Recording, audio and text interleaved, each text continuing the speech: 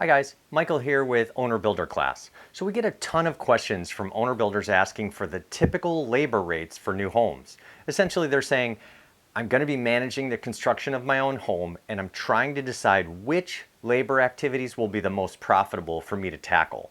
In other words, can you save more money if you tackle the painting for your new home or the trim carpentry? If you have a limited amount of time. Or what if you want to install the luxury vinyl plank floor? What can you expect to save? Or maybe your uncle is a framing contractor who will take on the rough carpentry for you, and you want to know, what that's going to shave off the cost of the home. So by knowing the labor costs, owner builders can really decide if it's worth their time to provide the physical labor as well as manage the project. So let me first say that one of the big benefits of becoming an owner builder is that you can choose to tackle some of the physical work yourself. Or let's say you choose to hire a friend or a relative who's in the business who will give you a screaming deal. Now that's huge, especially when you consider that about 47% of the cost of a new home is labor.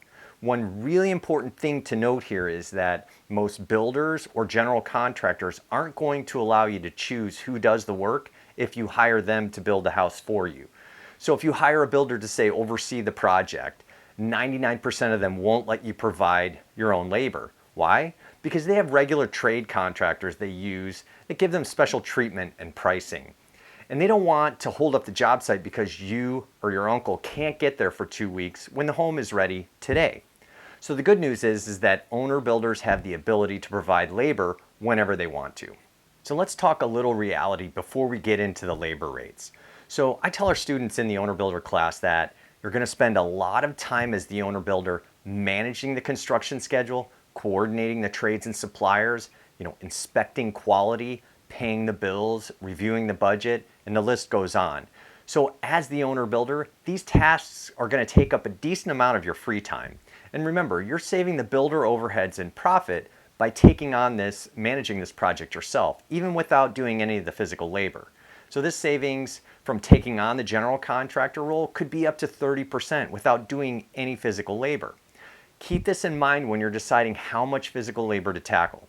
It's hard not to do the work when you have the skills and knowing that you can save another $10,000 or more by doing the physical labor yourself or having your family members or friends do it. But it's really important to realize when you're biting off more than you can chew.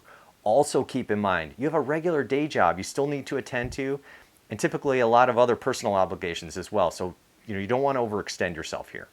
Okay, so that being said, there are some serious savings to be had for those owner builders who have the time and the skills to tackle some of the physical work, or who have friends that can provide some of the skills and time to either guide you or do the work for you.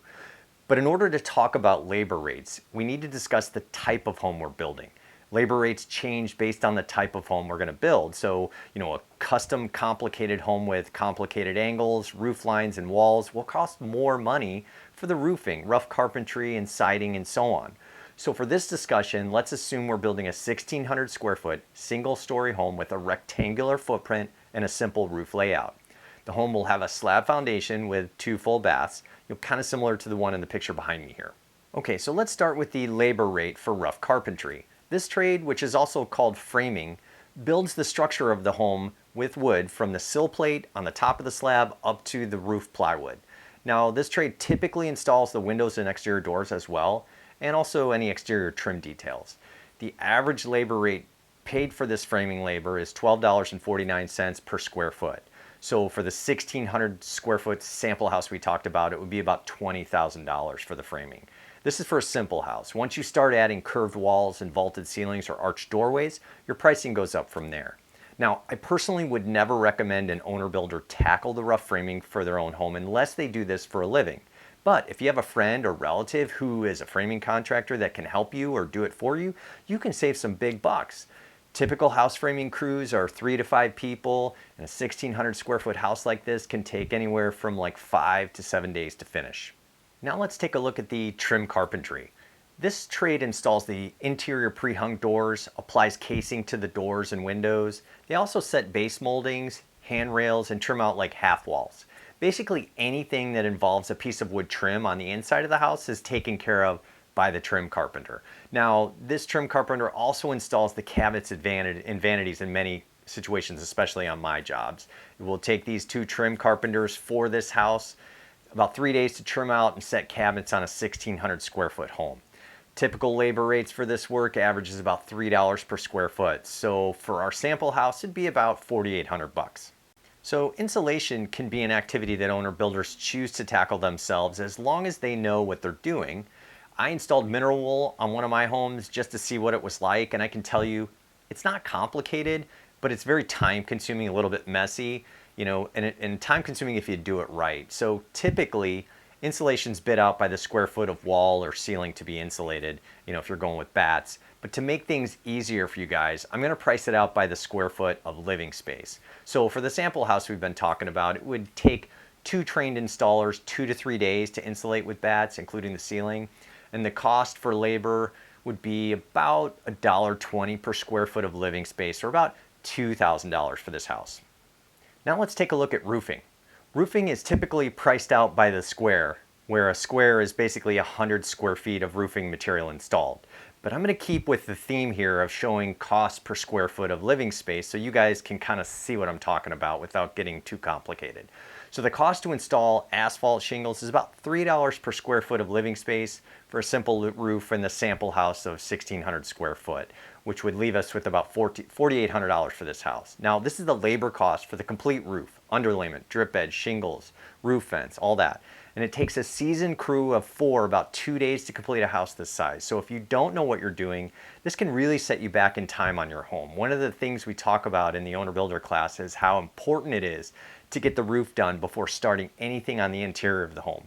So the longer it takes, there's more delays you'll have in the schedule, and the longer the house will be exposed to moisture and the rain, which is not a good thing. So how about the luxury vinyl plank flooring? Now this is a very popular flooring choice right now because it's easy to clean, it's very durable, looks good, and it's a pretty decent price. Vinyl plank is very easy to install, and if you're willing to put the time in, you'll save about $2 per square foot. This would be about $3,200 for the sample house we've been talking about. So what kind of time commitment are you looking at to install vinyl planks throughout this size house, a 1,600 square foot house? Well, for those of you that know what you're doing, it'll take you maybe 3 or 4 days, depending on how much time you can put in each day. Okay, so the mechanical trades are definitely best to leave to the professionals. However, you may have a friend or a relative who's in the business. So what I want to do is give you typical labor rates so you have them. Now, again, I'm going with the simple cost per square foot, not how they're actually bid out. But for plumbing and sewer connection labor is $3.30 per square foot. Heating and ventilation, which includes ductwork, furnace installation, bath vent installation, and thermostat, about $2.50 per square foot. And electrical, approximately $5 per square foot. Now, one other piece of physical labor that some owner builders choose to tackle is the cleanup. It's an easy one.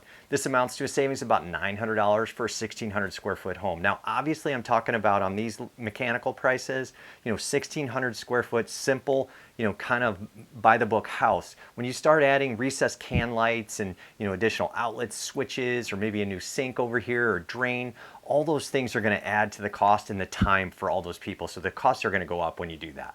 So as you all can see, if you have friends who have the skills and the time that can help you, or if you have the skill set, the savings for providing some of the labor for your build can really be huge.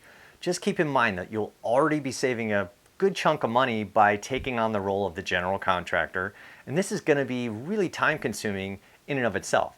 Now, that's about it for today, guys. Stop by and see me at ownerbuilderclass.com if you're thinking about building your own home. Take care.